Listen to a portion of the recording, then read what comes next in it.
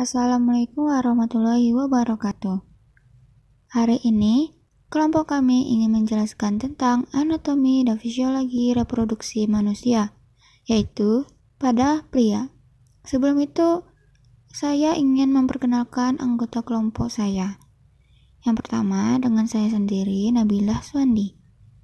Berikutnya, Ayuk Elisriani, Ori Maulana Putra, Putri Tri Adhani, dan Salsabila Azhara Nasution. Dengan itu, jangan lupa disimak teman-teman. Anatomi sistem reproduksi pada pria. Secara anatomi, sistem reproduksi pria terdiri dari genitalia eksternal dan genitalia internal. Genitalia eksternal terdiri dari penis dan skrotum, sedangkan genitalia internal terdiri dari testis dan organ-organ penunjang fungsinya, yaitu epididymis, ductus deferens, vesicula seminalis, ductus ejaculatorius, glandula prostatica, dan glandula bulbouretralis. Berikut penjelasan tentang genitalia eksternal, yaitu ada bagian penis dan bagian skrotum. Secara anatomi, organ penis dibagi menjadi dua, yaitu pars occulta dan pars libera. Masing-masing crus penis ini tertutup oleh musculus ischiocavernosus, sedangkan bulbulus penis terletak antara kedua crus penis dalam spatium perinea superficialis. Bagian skrotum merupakan kantong yang terdiri dari jaringan kutis dan subkutis yang terletak dorsal dari penis dan kaudal dari simfisis pubis. Skrotum juga terbagi atas dua bagian dari luar oleh rapis skrota dan dari dalam oleh spektum skrotum skrota. Masing-masing skrotum membungkus testis, epididymis, dan sebagai funiculus spermaticus. Genitalia internal. 1. Testis. Testis merupakan kelenjar eksorin atau sitogenik karena pada pria dewasa menghasilkan spermatozoa, dan disebut juga kelenjar endokrin karena menghasilkan hormon untuk pertumbuhan genitalia eksternal. Yang kedua ada epididymis, merupakan organ yang berbentuk seperti huruf C, terletak pada fascies posterior testis dan sedikit menutupi fascies lateralis. Yang ketiga ada ductus deferens atau van deferens, merupakan lanjutan dari ductus epididymis. Yang keempat yaitu ada vesicula seminalis, yaitu adalah organ berbentuk kantong bergelembung-gelembung yang menghasilkan cairan semina.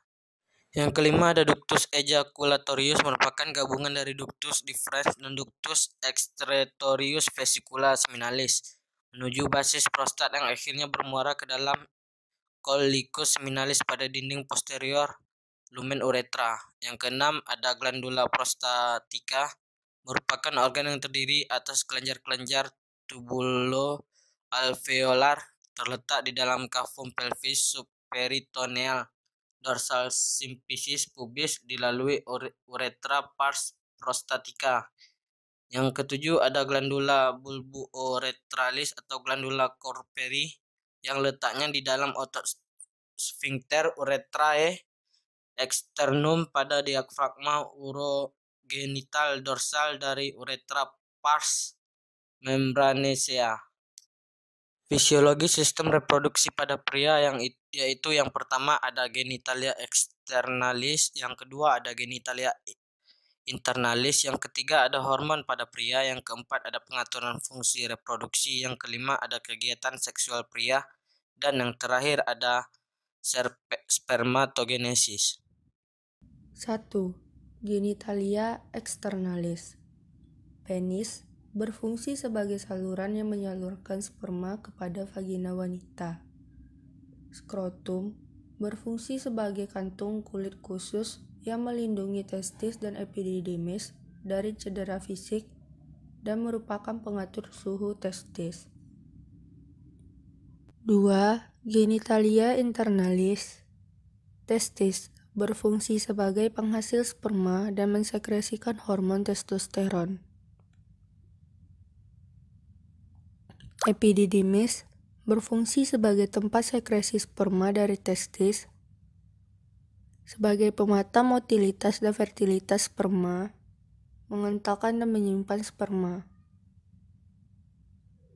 Ductus deferens menghasilkan cairan semen yang berfungsi untuk mendorong sperma keluar dari ductus ejaculatorius dan uretra.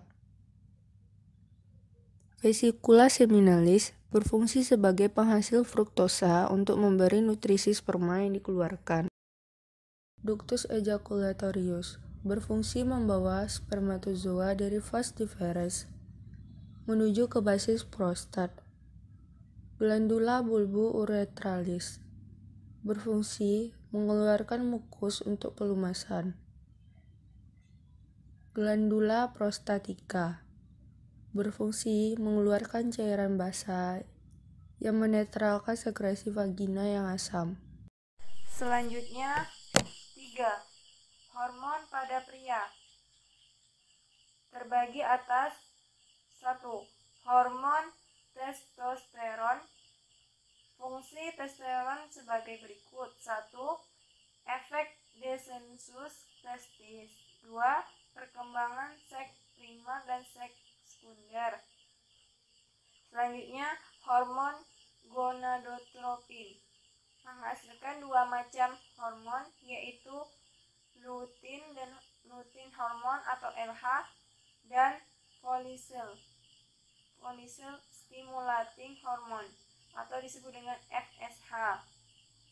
Yang selanjutnya, hormon estrogen dibentuk dari testosteron dan dirangsang oleh hormon perangsang folikel. Yang terakhir, hormon pertumbuhan. Hormon ini diperlukan untuk mengatur latar belakang fungsi metabolisme testis secara khusus dan untuk meningkatkan pembelahan awal spermatogenesis. Selanjutnya yang keempat, pengaturan fungsi reproduksi.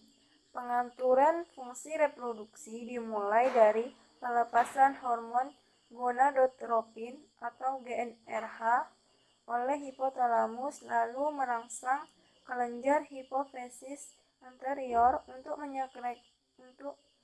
menyekresi lutein hormon, hormon perangsang lutein hormon atau LH, dan follicle stimulating hormone atau FSH. 5. Kegiatan seksual pria. Rangsangan akhir organ sensorik dan sensasi seksual menyebar melalui saraf pudendus melalui plexus sacralis dari medula spinalis untuk membantu rangsangan aksi seksual dan mengirim sinyal ke medula dan berfungsi untuk meningkatkan sensasi seksual yang berasal dari struktur internal. Pada spermatogenesis terjadi pembelahan secara mitosis dan meiosis. Spermatogenesis merupakan tahap atau fase-fase pendewasaan sperma di epididymis. Setiap satu spermatogonium akan menghasilkan 4 sperma matang.